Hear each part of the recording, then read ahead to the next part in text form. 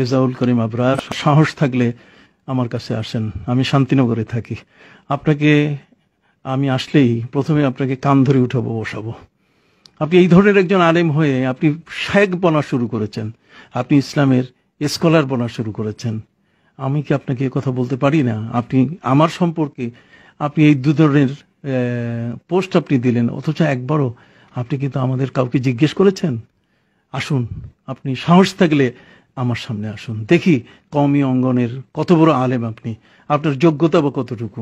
আমি শুনেছি আপনাকে নিয়ে অনেকেই বাজে মন্তব্য করে। আপনি একজন চ্যাংরা মানুষ, একটা ছোট বয়সের মানুষ, আস্তে কথা বলেন। এখনো আগামী তো বহু সময় আছে।